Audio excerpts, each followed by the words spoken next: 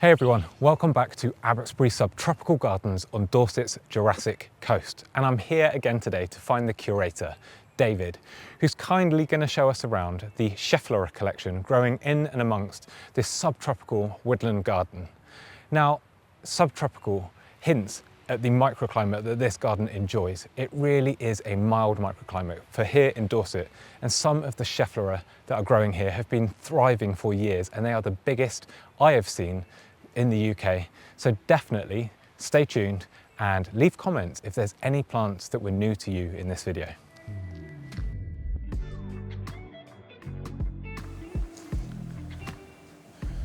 Here he is.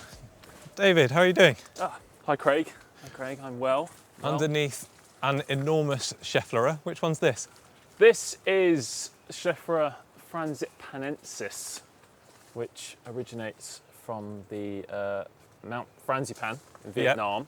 Yep. Okay. It's a fairly newly introduced and described species with these wonderful double sets of leaflets. It's really nice. It gives it like a real three-dimensional look to the leaf rather than the flat palmate look of most Schefflera. Yes, absolutely. And this particular specimen is about 12 years old. Okay. Maybe a little bit more than that. And it's really become quite a monster, and it's starting to grow almost to the size that you would see them on Fantsipan mountain itself. So it's gone right the way up. This is a lower branch that thankfully allows us to still see some of the leaves.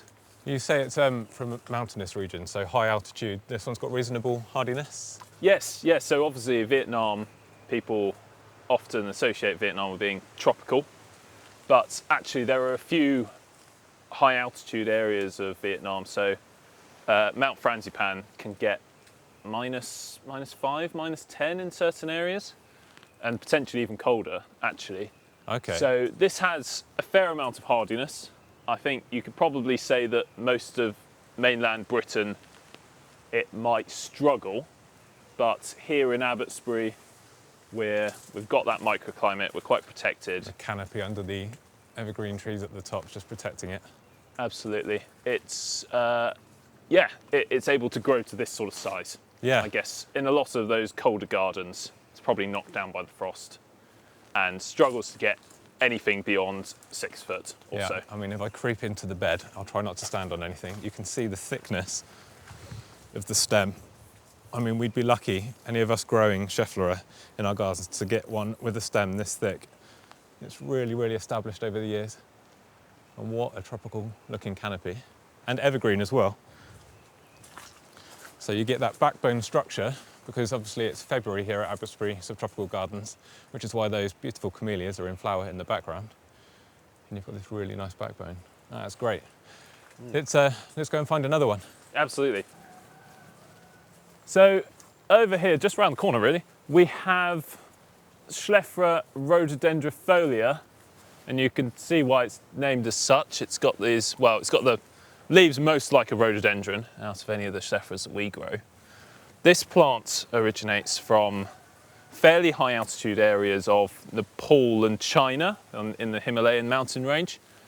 And it's probably the least hardy of the ones we grow here, but Abbotsbury provides more or less the perfect environment for growing it. So we have quite a few of these around. This is a plant that we're quite well known for, actually. It is really nice. I mean, it's been a relatively mild February this year. What would you say the coldest temperature the gardens here have experienced kind of this past month? Oh gosh, good question. It's probably, in February it's been down to about 5 or 6, so it's been really, really quite mild.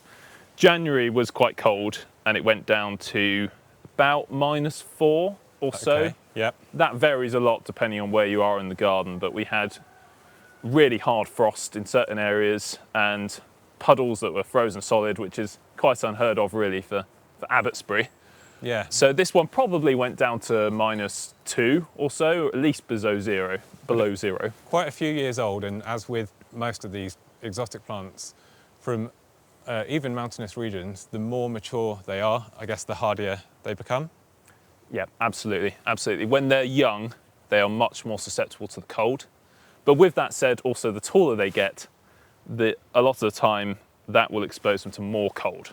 Okay. So sometimes plants can get above the level of the protection that's around them, and then they can get hit back by the cold. So we'll often get certain plants having the tops taken out, and that can sometimes keep them a lot lower and a Okay. lot smaller if they're half hardy. That's interesting. So to give anyone watching a sense of scale, how tall are you, David? I'm 6'3", Okay. so I'm quite tall, and this is what getting on to being about twice the height of me. Yeah, if not a little bit more. It's very, very impressive, and kind of the silhouette against this February sky of those palmately divided leaves is really, really nice. Oh, thank you. Okay, let's go and find some more. Perfect.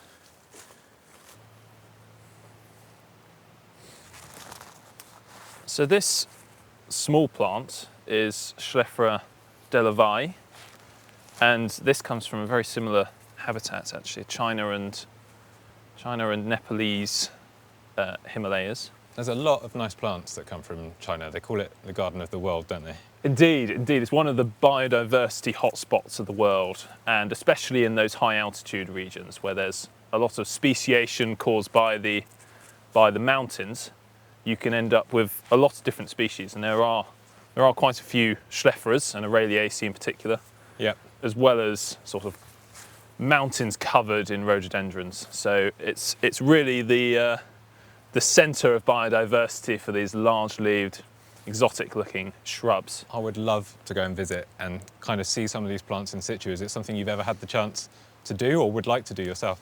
I haven't yet, not in that area of the world, but hopefully soon. Hopefully soon I'll get the chance, because Yeah. I'm itching as much as you are, I'm Yeah. sure. I'm sure. This particular plant, though, is actually quite different to the other ones we've looked at, in that it's a bit smaller. And this particular plant is 4 or 5 years old, so it's not very old at all. But what it will do as it gets older is it will really push out into this quite sort of prostrate, quite low shrub. And then what it's most well known for is it's obviously got these amazing leaves They are enormous. with these giant great petioles that go a very, very long way, kind of separating the palmate leaves a lot. It looks as though it's got fewer leaflets than most of the Schefflera as well.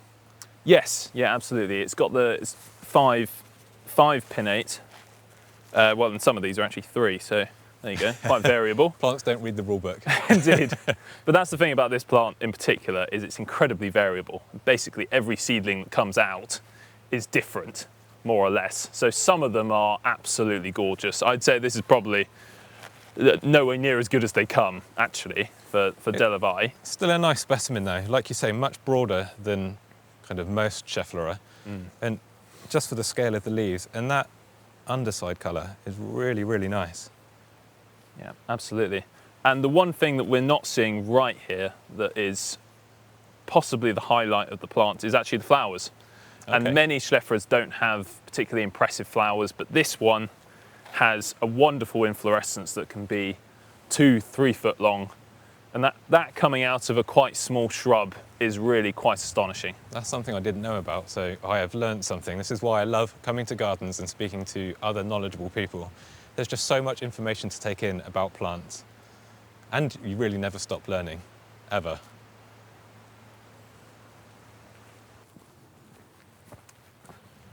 Over here, we have another gorgeous Schefflera. This one often catches a lot of attention. This is Schefflera taiwaniana, which I'm sure many of your audience will know, Craig. Yeah, many of us grow this one. It's one of the hardiest and one of the more readily available. It's also, as it happens, probably one of the best for general UK cultivation. It has this amazing form, meaning it doesn't get too tall. It's not like some of the other ones we've looked at, which are way up in the sky. Yeah. Which means you can actually enjoy a lot of its features. And yeah, like you say, it's very, very hardy.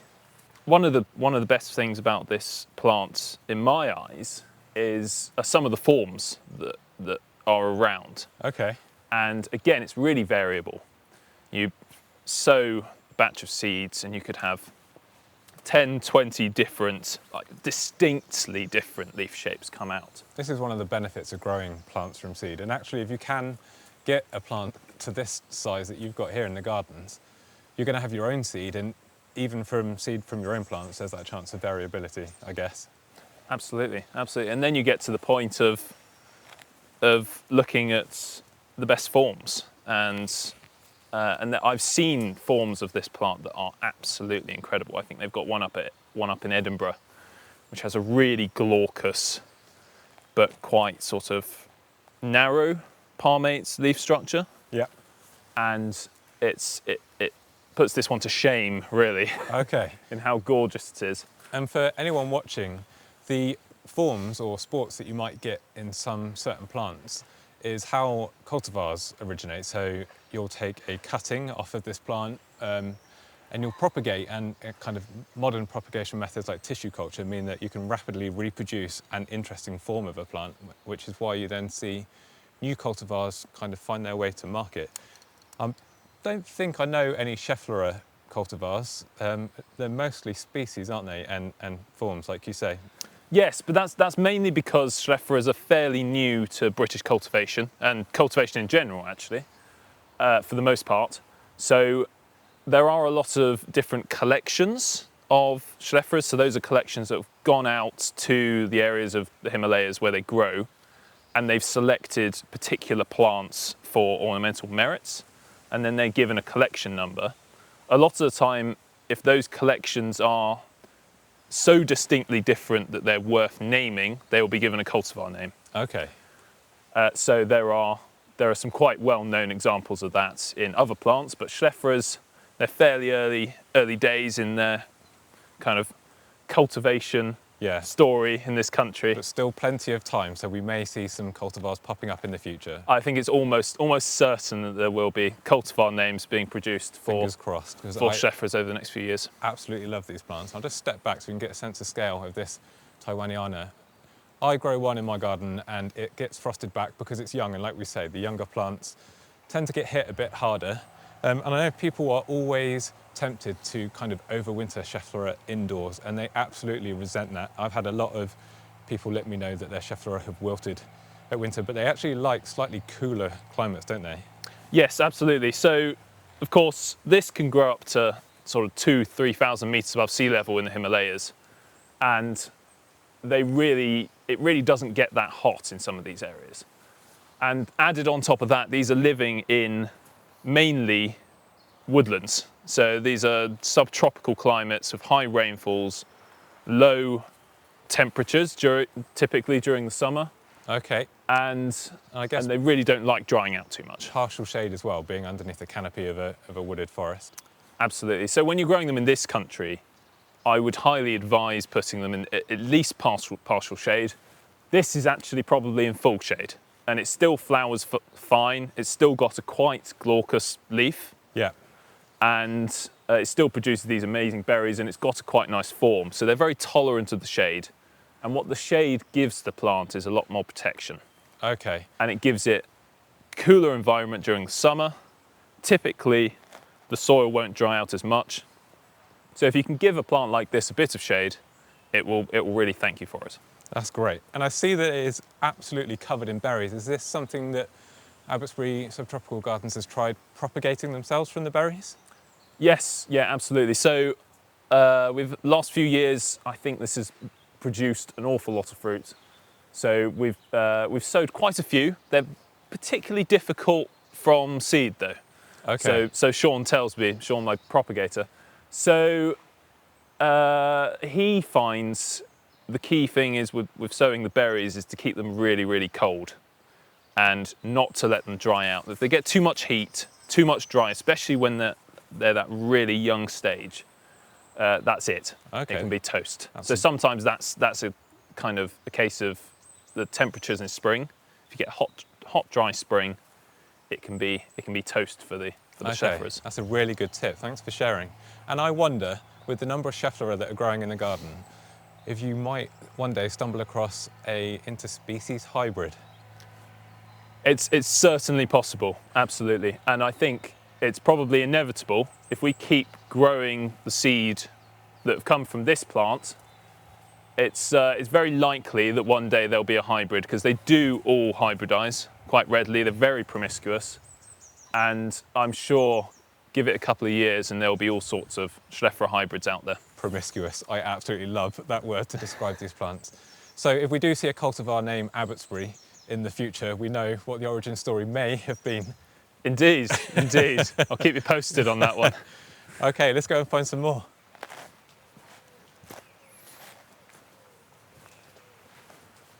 So this gloriously shaped plant over here is another Schefflera.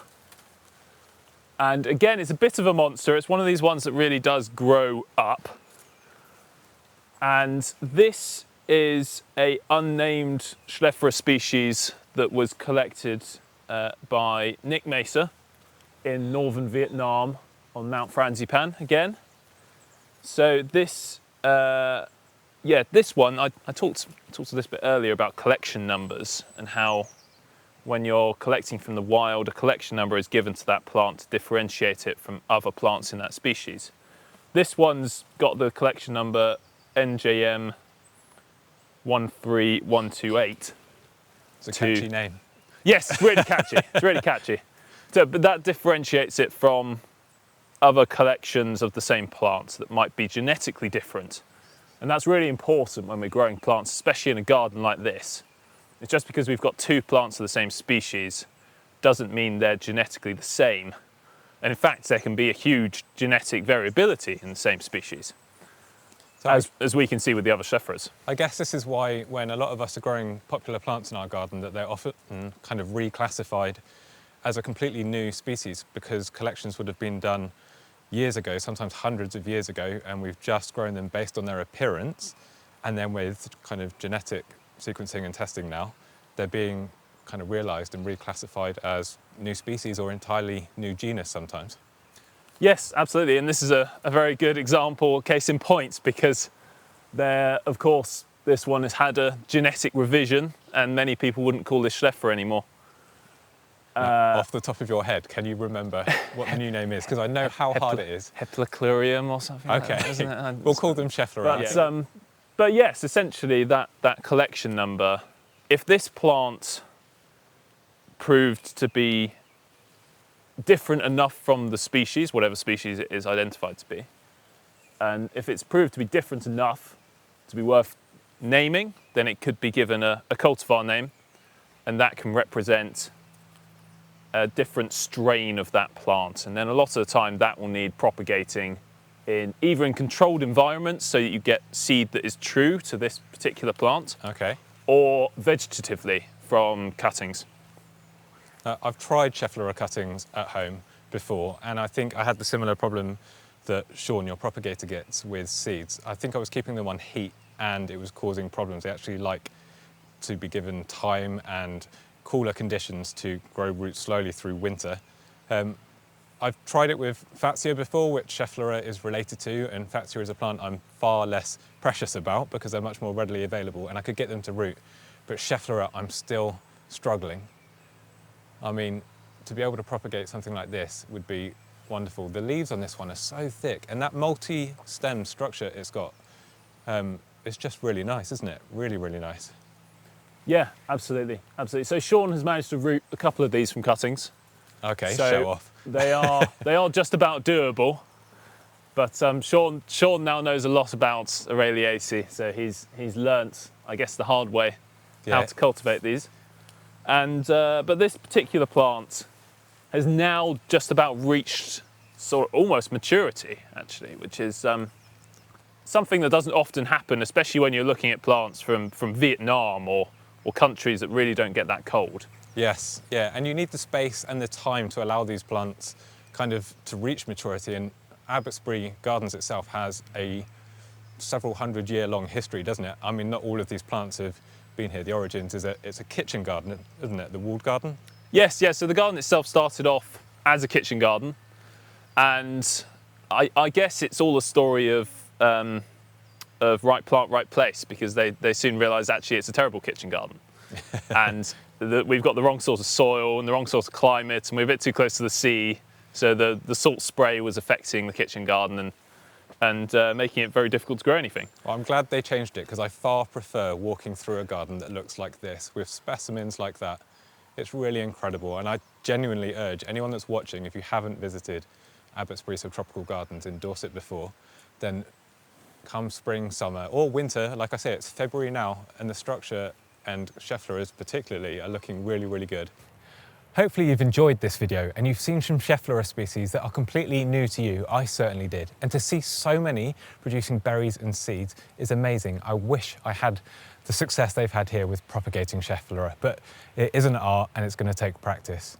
Now, thank you so much for watching, and don't forget, we've got a growers social network at growparadise.social that is completely free to sign up to, and you can find a community of people there that love growing the same plants as you. And thank you so much for the support. Now, if you'd like to see more videos like this, or there's different plants that you'd like a focused video on from Abbotsbury Subtropical Gardens, leave a comment in the description, and that will help us decide what content we're going to make in the future. And again, I'm going to leave details about Abbotsbury in the video description, so if you want to visit this garden, and I urge you to, it really is an experience and there's so many amazing plants here, then click that and find out more. Thank you so much for the support, and I will see you all in the next one.